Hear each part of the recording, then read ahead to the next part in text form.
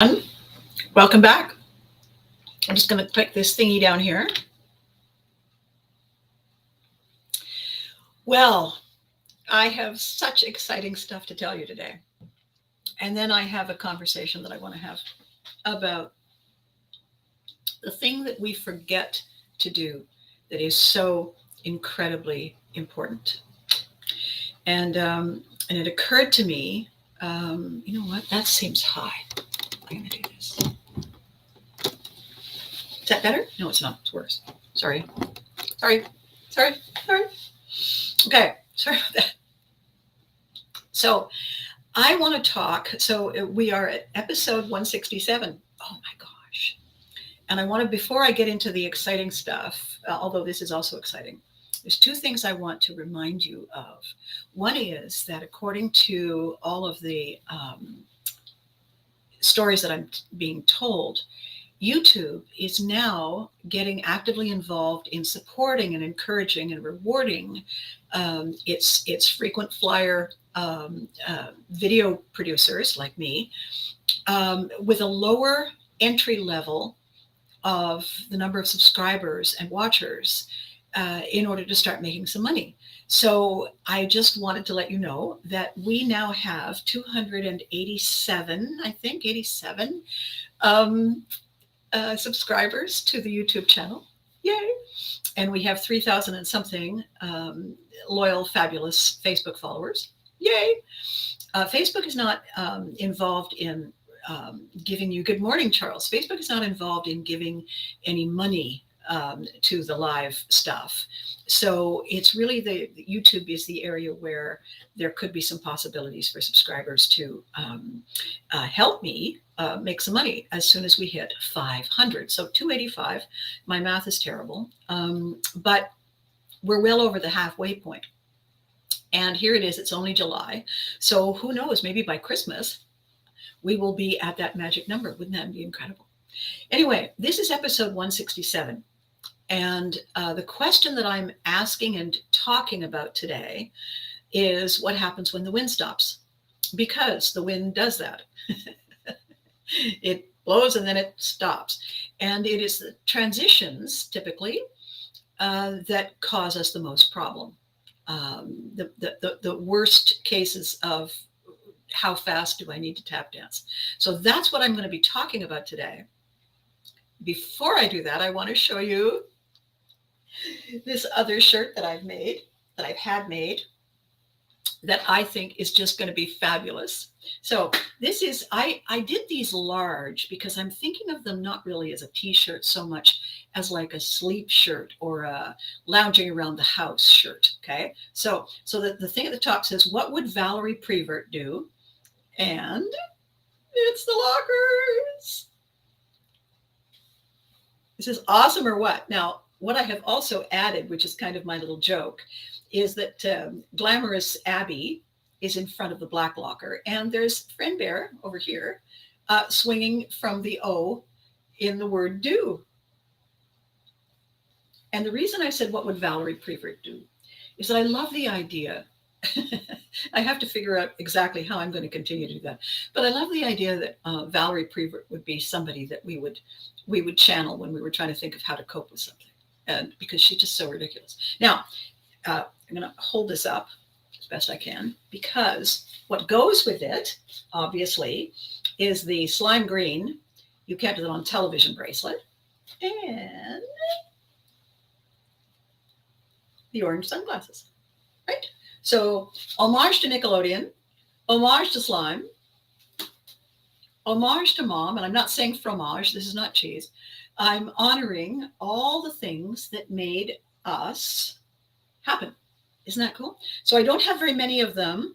I think I just have 4 that I'm bringing to Fanaticon, but I can order more. And I can not only order them, but I can sign them. So they're not just the shirt, but they're autographed. So that is on top of the Barth hamburger shirts.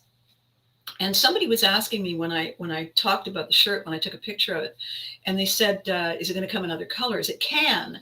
The reason I went with white is that I felt that the lockers really pop. You know, if I put this on a black shirt, I can do white lettering and everything. But if I put it on a black shirt, it's pretty dark, unless I did a really white, big wide white sort of border around the lockers. I'll have to have a look. So other colors, I will look and see what colors are available. I just thought it was kind of cool to do this.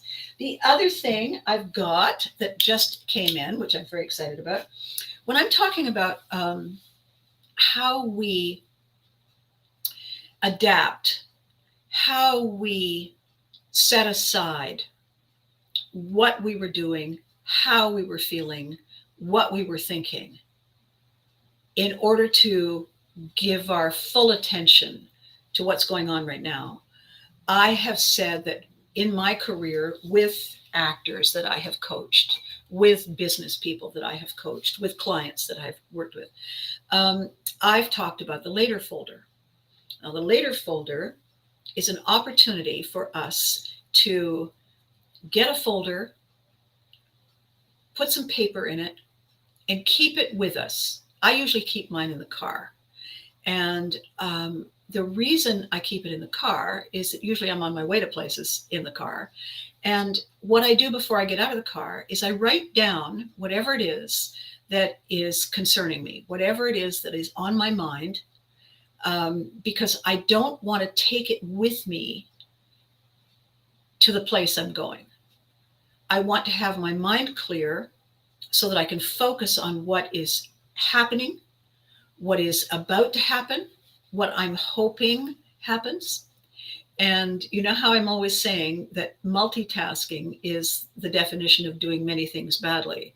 I want to get out of my head the thing I'm obsessing about, or I'm focusing on, or I'm really excited for. Write it down so that my subconscious brain doesn't worry that it's going to be forgotten.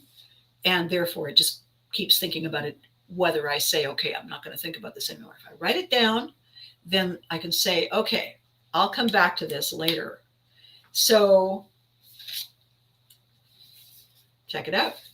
I just got some of these. They're beautiful, beautiful, really nice, obviously, folders, the later folder.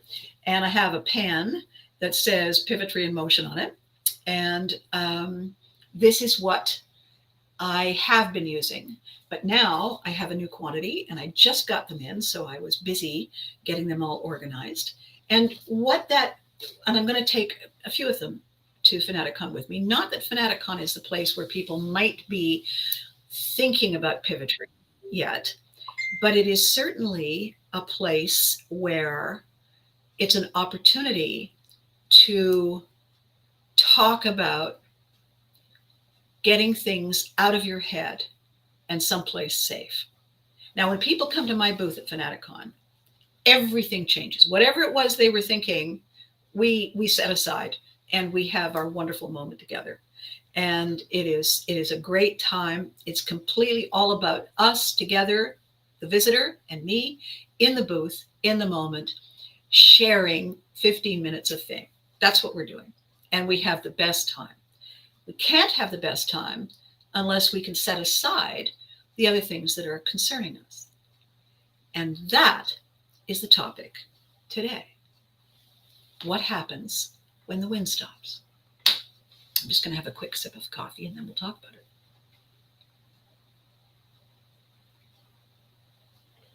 So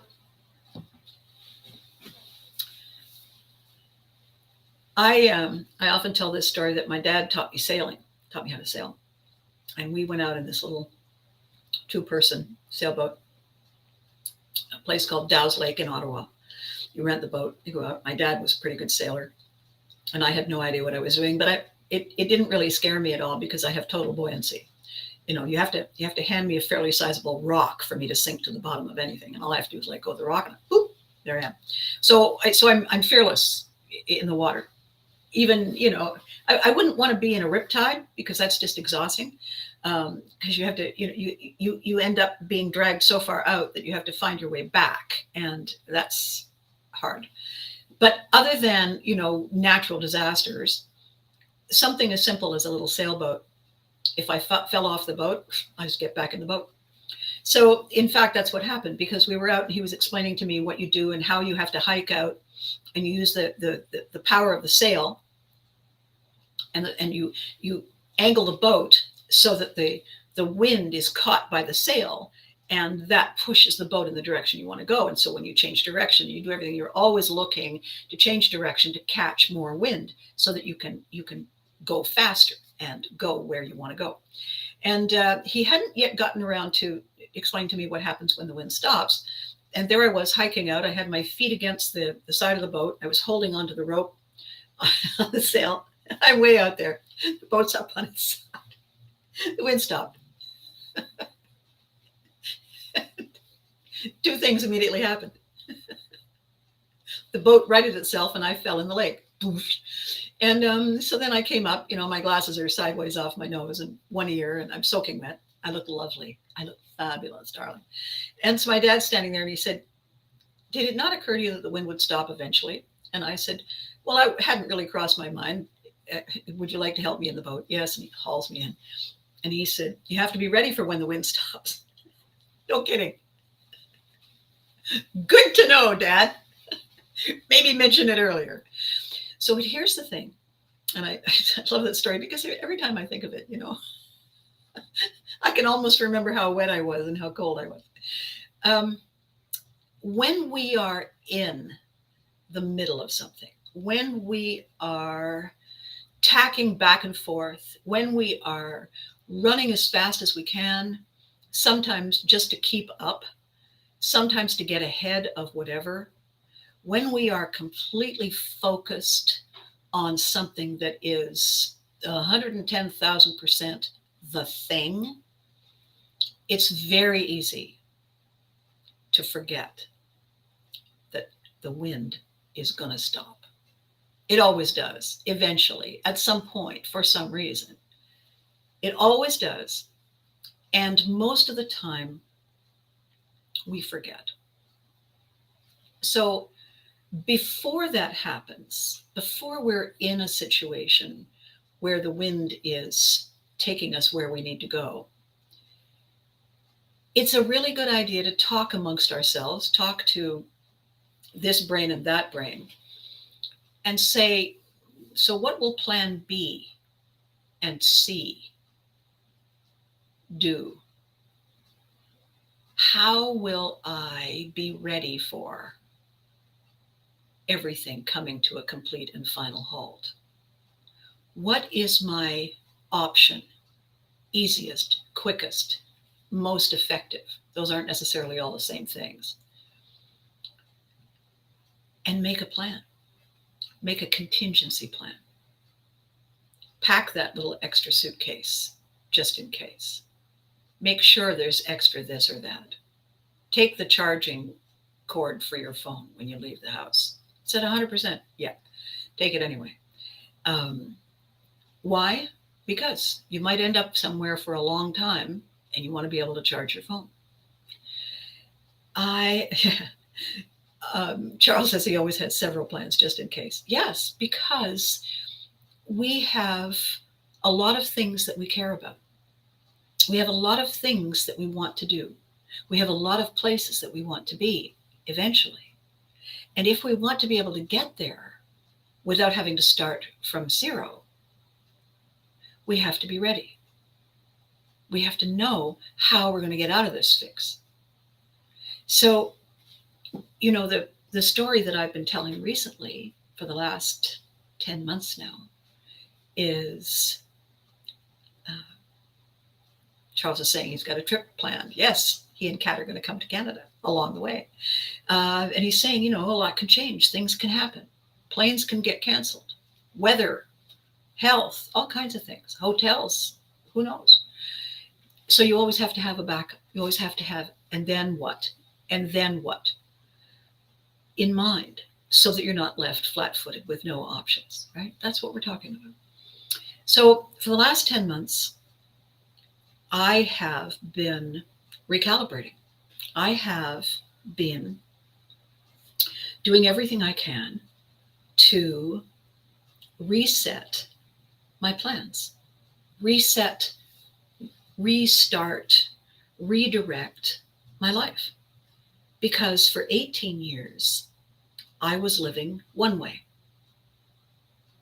And all of a sudden, that road ended. And I got to decide, fortunately, I had the resources in place to be able to choose what I wanted to do next. Did I have a place in mind? Did I have a plan? No, I had nothing. What I did have going for me was the fact that I have had to be versatile and quick and resilient and resourceful for most of my life because of the military. Because as a child of the military, things change on a dime. So what I'm good at is not necessarily knowing in advance where I need to go, how I'm going to get there. What I know in advance is that no matter what, I will be better than okay. I will be better than fine. I will do more than survive. I will thrive. Why? Why do I know this? Because I always have. And I intend to keep doing that thing I do because I like thriving. I like having life going well. It's important. So there are a couple of things that people forget. People easily forget because when we're planning something, we're busy and it's exciting. If something changes suddenly, we're busy. It's exciting. When we are busy and it's exciting, our adrenaline is high. It's right up there. And our brain is churning 1,000 miles a minute. That is not a good place to be when we want to think logically, when we want to think wisely, when we want to think efficiently, when we want to plan for our best interests, not simply this immediate thing. It's raining, I'm wet. Step one, get out of the rain. Okay, that's step one. Step two is this the place I want to stay out of the rain? No? Okay, then could I have gone to another place sooner? All of this becomes more careful thinking, more wider, bigger picture thinking. The other thing that we often forget to do because we are busy and we are excited in the moment as things are happening or things have stopped is that we forget to plan and give permission to us to stop and reassess, to stop and think, to stop and breathe. It's very hard to stop when the adrenaline is going 1,000,000 miles a minute. It's very hard to stop when we're panicking, excited, but maybe not in a good way. It's very hard to stop. Every single instinct in our subconscious survival brain is not stop. It's fight, flee, freeze, hide, comply. Not stop and think and consider. No, we don't have time for that. We have to keep going. The problem with that is how tired we get. The problem with that is how many mistakes we make because we're tired. How many times we have to double back and start again because while we were excited and frantic, we ran madly off in the wrong direction because we didn't stop and think and look around and assess. So the first smart thing feels like the worst thing. When something stops, we stop too. When the wind stops and we fall out of the boat has stopped. It's not going anywhere. The wind stopped. All right.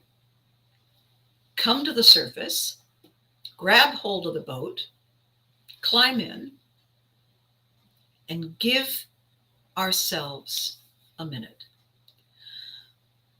What just happened? Is everything okay? Am I okay? And then, this is part of the stopping and the thinking, is look around, because we need to get our bearings. We don't just get in the boat and keep going. Why? Because when we fell out of the boat could have turned around. We could be off course. When we pop out of the water, haul ourselves back in the boat, or have somebody haul us in, we haven't had a chance to say to the other person, okay, where are we? Are you okay? We have to get our bearings. We have to breathe. We have to clear our heads. We don't have time for the later folder usually when the boat stopped, when the wind stopped. But if we do, write it down.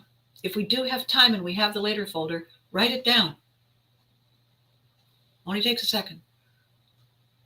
So when we get our bearings, this is a very interesting exercise, because when the wind stops and we fall down and then we get back up, this is the moment to say, do I want to keep doing this way? Was this actually a heads up from the universe, from the Viking gods that have such an interesting sense of humor? Is this my opportunity to say, change of plans? Let's go this way. We need to get our bearings, not just where we were going, but why. There are people that I have coached, business people, who have said, small business, and I don't want to be the kind of person who leaves people in the lurch. So I want to be able to say that we're open 24/7. And every time somebody has said that to me, I have said, and who is going to answer the phone or open the door or make the sale when you have to go to the bathroom? Because the one good thing about that analogy is that everybody at some point in time has to go to the bathroom. Well, I'll only be gone a minute. Yep. So would you leave the store unlocked when you go in the back? Well, no. Okay. I mean, I don't want people stealing from me. Fair enough. Would you have a sign? Back in 10 minutes? Back in 5 minutes? Yeah, I guess I do. Yeah, I guess I would. And what do you do about people who are calling, ordering online? Out of the office? Well, I can take a message. They can leave a message. Yeah, a lot of people don't leave a message. So what is your message going to say? Have you thought of that? What if you say, unforeseen circumstances. I had to step away from my desk at X o'clock. I will be back at Y o'clock. And give yourself a few extra minutes just in case. Don't say 30 seconds. Don't say, I can get it done in 5 minutes. I can get it done in 2 minutes. Say, I'll be back in 15 minutes. Back in 15. Unforeseen circumstances. The dog is on fire. First of all, I have to catch the dog. Then I have to find the water and put the dog out. Whatever it is. So why are you saying 24/7? Always open 24/7. What it should say is always open 24/7 with reasonable breaks in between. Even the rain stops sometimes. And that way you're more human. That way it's an expectation as opposed to a sudden surprise and a disappointment. Because when you say we're all human, the person says, yeah, that makes sense. That makes sense. And then when they tell somebody about your fabulous business and they say, sometimes they're not there, but they'll let you know. It'll be one of those things. It's a great message. We have to get our bearings. It's really important. Even when the wind doesn't stop, even as we're going along, we have to get our bearings. Because if we don't, we could lose our way. And then we have to find our way back. And what a waste of time and effort that was. So the interesting thing about saying, get our bearings, figure out where we were, check to see if we're okay, and begin again. What we have to remember, and many of us have been struggling with this for a long time anyway, is that every day is different. How you felt when you got up this morning may not be how you feel now. Something wonderful could have happened, something terrible, something just got in the way. You got distracted. How you feel now is not how you felt then. And the reason this is important, this is about getting bearings, but it's not just our bearings. Because we're not alone. You and I, we are all in this together. So if the wind stopped and I fell out of my boat and you were expecting me, you were planning on coming on the cruise with me, it would be great if I could let you know. So you could make another plan if it was going to take too long. When we get our bearings, we need to communicate that. We need to communicate when we feel differently. Everyone is referencing the COVID situation because in our recent memory, all of us, that's the biggest thing that has happened to so many of us. You know, you can have an isolated natural disaster and everyone within 100 miles of ground zero is immediately affected. But somebody 2 continents away isn't. So when you have something as devastating as a pandemic that has claimed lives and altered lives and changed the world as we know it in terms of the way we think and process and plan and do, and the ways we connect as social animals, that is an example of the wind stopping and everybody falling out of the boat.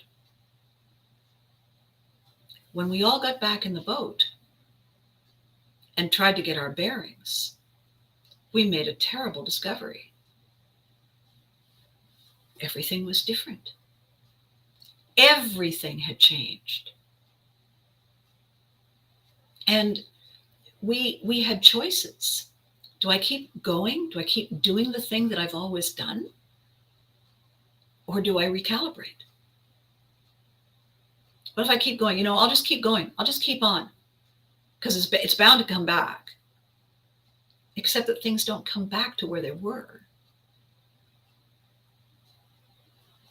The wind will stop. The hurricane will blow over. We will repair the house. We will get new furniture. The insurance money will come through. Our bones will heal. Our job will recover. But we are not the same.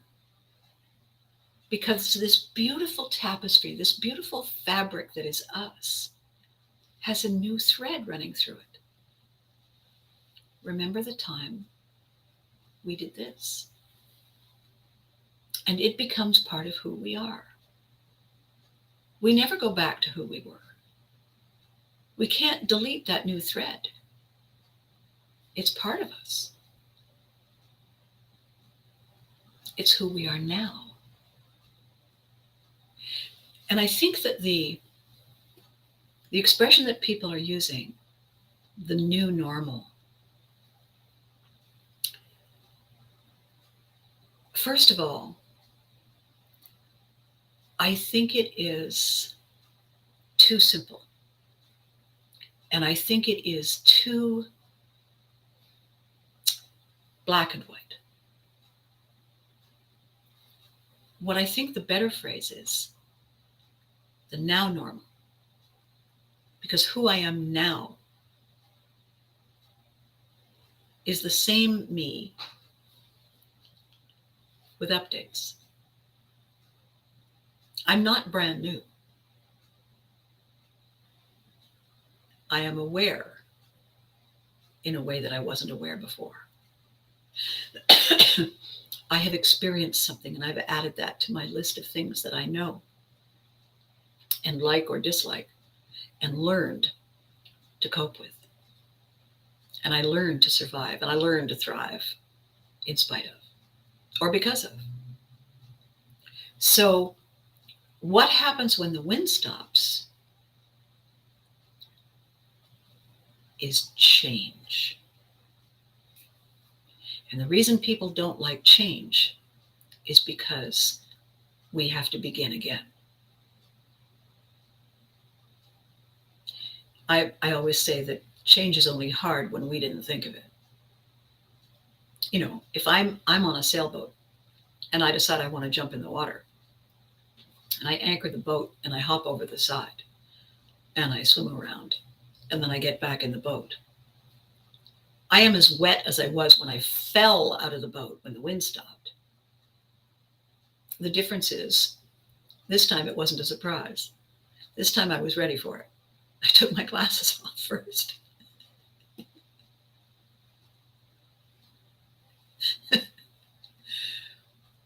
I'm not surprised. I'm not shocked. I wasn't terrified. It was something I intended to do, something I planned to do. And so I feel good about it. I feel good about every aspect of it because it was my idea. When the wind stops, it wasn't my idea. It was somebody else's. And it just is thrust upon me. So when the wind stops, what do we do? We do the things we've always done when change is upon us. Because we know the wind eventually will stop at some point, because it always does, we can plan. I have a great picture that I sometimes post on Facebook, and it's a truck. And the entire front, the hood of the truck is caved in because there's an oven. There's an oven sitting on it. And the caption is suddenly an oven. Now, I think it's reasonable to assume that when you left home in the truck on your way to drive to town to pick up the mail, it's reasonable to assume that an oven, a stove, will not fall out of the sky and land on your truck. If you live in the country, it's a really good bet. So you could be forgiven. You could be excused for not planning for that eventuality in the same way that you could plan for when the wind stops. The question is, what happens? What happens when something disrupts? What happens when we are stopped? Now what? Now what? It is wise to have a now what strategy. It is wise to say, in any given situation, and make a list of the top 3 things. And if one of the top 3 things is, it's cold, I get a blanket out of the bag that I bring with me, then it's a good idea to have the bag.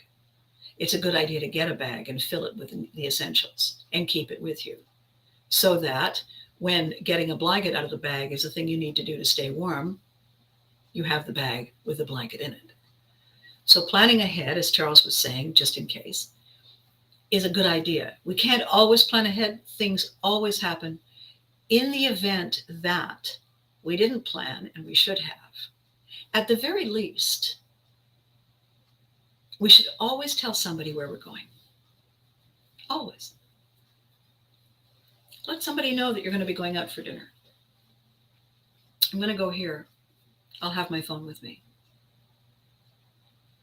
What I always used to do when I was going on a road trip is I would call somebody when I left the house, and then I would call them when I reached my destination. And when I called them the first time, and they knew I was going to because we'd set it up, I would say, so it's like a 20-minute trip. If you haven't heard from me in an hour, something's up. And we would plan accordingly. And I got into the habit of doing that very shortly after I had left home, because I was on my own and I wasn't very old, and I had to move to places that I didn't know anyone in. So I had to establish anchor points. Anchor points are important. If you know, for instance, that the winds are stiff here, then you want to stop here before you enter, let's call it the danger zone, and make sure that everything is shipshape. Make sure you're ready. If you're going to go on a long drive, check the air pressure in your tires. Check the fluids. Check the belts and hoses. Top up the windshield goop. Make sure you have fuel. Call somebody and let them know you're going. Why? Because things happen. Because winds stop. And as we are learning, there are a lot of people who have no idea what to do. And it's not just the person who has no idea what to do, but the ripple effect of their not planning and their helplessness and confusion is not just them, but they have friends and loved ones and colleagues. And if they're stuck, every single other person is affected. Because we're not alone. We're all in this together.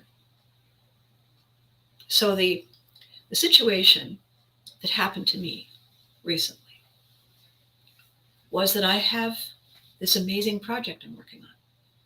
And suddenly I had to put a halt. Not kill it, not stop, not continue. I just had to slow down. Why? Because I was busy going to hospitals. I was busy listening to doctors. I had taken all kinds of notes when I was interviewing people for Pivotree. Just remember where the notebooks are. Because that's in the later folder, that project. Right now, a little busy and exhausted. So a fascinating thing happened while I was busy, while I was away, while I was frantic. The elements of the Pivotree project that have connection, that have an impact, we're starting to move. Everything has energy, right? They talk about molecules and everything. Ideas have energy as well. Ideas bump up against other ideas. And just before I started my video today, I was on the phone with my wizard, my marketing wizard. And I said, so here's the update. And I talked about the recent things that are happening and how much fun it's going to be. And she said, oh my God, that changes everything, doesn't it? I said, yep. So when we were marketing and talking about how we're going to do Pivotree and what we're going to do and what's first and what's next and what's third and fifth and 47th, a lot of these new things were not even on my radar then. So in our phone conversation, she was saying, so you know where this fits in? And I'm saying over there. And she said, well, yeah, over there, but how about over here? Oh my gosh, yes. So that old joke about everything's written in stone may be true. The point is you can move the stone. You don't have to re-etch the stone. Just move it someplace else. Get another stone. Get two. Everything is fluid. And throw no ideas away. If you wrote it down, good. Save the notebook. Why? I was telling her, you know, it's an extraordinary discovery that I've had. You know, you can see behind me, you can see all my books. You can see all the books I've written. Well, actually, not all the books, but you can see many of them. The other day I was feeling a little tired and I decided I wasn't going to go out and do the thing I had planned to do. I sat down and I said to myself, I'm going to have a second look at these books. Because there's always a summary of the book that I read on the back or on the inside. And as I read them, because I'd had this thought in my head, I wonder how much of Pivotry has been included in all these other things that I've written and all these things I've discussed about life and how we cope. And even if it's in fiction, how my characters connect to each other and disconnect from each other. And you know what is a remarkable thing? It's fascinating. When I told my marketing wizard, I said, the first book I wrote for me was in 2005. For me. Before that, I had written a lot of stuff for other people. And I had written stage shows, and I had written television concepts and film ideas. But the first book for me was a business book. And I had wondered if Pivotry was hiding in there somewhere. So I picked it up and I had a look. And sure enough, there it is, pretty much on every page. Do you know what that means? It means that I have been a published authority on this concept since 2005. That's incredible. I mean, really, that's incredible that I have talked about it, written about it, published about it, sold books on it, and I hadn't really consciously been aware that this was the pattern, this was the thread, this was the theme that brings everything together. It wasn't at the forefront on my radar. It is now. So in this instance, in this situation, it's not that the wind has stopped that is exciting or challenging. It's that the lull in the wind, while I have been gathering my strength and redefining my goals and setting up my new life and gaining a fresh perspective on where I'm going. It turns out that Pivotry has been part of my process my entire life. This isn't something that just came to me 2 years ago. This is something that is how and why I have not only survived, but thrived. How every step in my fame journey has taken me someplace that I wanted to go. Because I have, without thinking, used the Pivotry ability. Here it is. So the business book, Market Centrics, the thing I was talking about that is a very interesting, wait a minute, what is this? The mistake that all new business owners, all new organizers, all new alpha leaders make is that we mirror the wrong people. There's a reason we do it, and the reason is very logical. If I want to, let's say, become a cyclist, and I want to be competitive, and I want to race in the Tour de France, who am I going to mirror? First, right away, immediately, I'm going to watch races of the Tour de France. I'm going to find out what they wear. I'm going to find out what kind of bicycles they buy, what kind of equipment they need, what they eat, what their workout routines are. Right? I'm going to mirror the people who do the thing already, the thing I want to do. That makes all the sense in the world. I mean, it's a shortcut. I don't have to learn from scratch. I can walk alongside them and figure out what they're doing and see how they're doing it. Watch videos of them and say, oh, I see. Oh, you lean. Oh, okay, all right. Oh, okay. That could have taken me months, years. I watched it and I saw it in 30 seconds. It's going to take me a little while to practice and get good at it, but there it is. So, okay, in the beginning, we mirror the people we want to be like. The mistake is when we continue to do that. Because at some point, in order to be unique, in order to be us, in order to win, we have to develop our own strategy and our own plan. We have to mirror and highlight and prioritize who we are, what we are, and why we want this. We have to focus on us.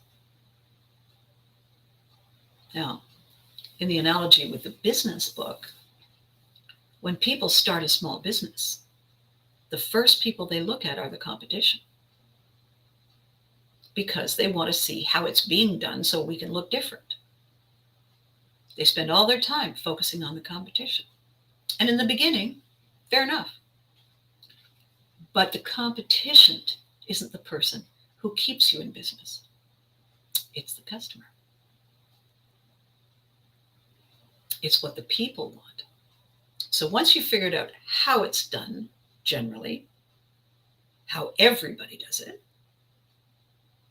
and you begin to think about how you want to do it that's a little different, rather than just go out there, you should check with your ideal client. Who is your target buyer? Who wants what you have? Okay. The simplest way to find out what they want is to ask them.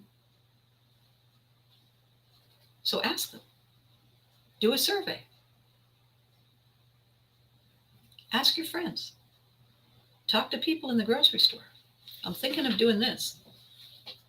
I noticed that you do this. How do you like it? What don't you like about the way it's done? Because those people that you ask become your first and best, most loyal clients. Why? Because you elevated them. You told them their opinion, their taste, their buying habits matter to you. Very few people do that. She wanted to know why I do this. I felt so special. And she said that to thank me, I'm going to get a little discount on the first thing, or I win a prize. Nobody else does that. So what happens when the wind stops? What happens when we have an idea and then life happens? Life gets in the way. What do we do? The question is one of those things we don't consider. And recalibrating and assessing and taking a breath, we seldom allow time for. But I'll tell you why it matters. I'll tell you why we need to start doing that. We need to start being good to us. Is when we're tired, we're not at our best. And when we push ourselves and push ourselves and push ourselves, we're not having any fun anymore. When all we're saying is, are we there yet? We've lost sight of the reason we came. The reason we get in the boat in the first place is that we like the idea of being in the boat and going somewhere. If we're exhausted and it's raining, it's cold, we're not really that glad to be in the boat. If we're not that glad anymore, how hard are we going to row? We're certainly not motivated to row. So what do we do? What do we do when the bloom is off the rose? What do we do when it just isn't as special as it used to be? We rest, we take a break. When the special is gone, it's the same thing as the wind stopped. What do we do instead? We pick something, we pick someone, we pick some place that gives us a reason to smile. One of the reasons that I do these videos is to give you a reason to smile. One of the reasons I smile is that I love the idea that you're there. I love the idea that you're listening. I love the comments that you're making. I love the fact that we are in this together, you and I. And that makes me happy. On the worst days when I was driving back and forth to hospitals, knowing that I was going to get up an hour earlier so I could do our video, energized me for the rest of the day. It was huge. It meant everything. It gave me a reason to put all the other stuff in the later folder for a while.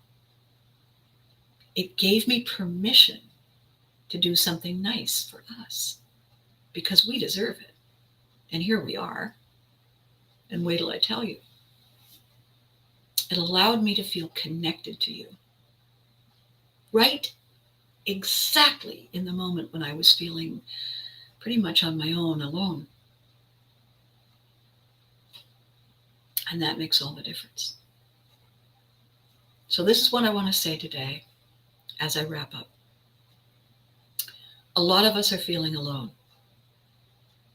That's normal. I don't mean it's always the normal. I mean it's normal now to feel alone. If we have run out of the energy to connect, if we've lost our bearings, if we're exhausted, if the wind stopped and we fell down. All the reasons that we get out of the habit of doing what we used to do are perfectly valid.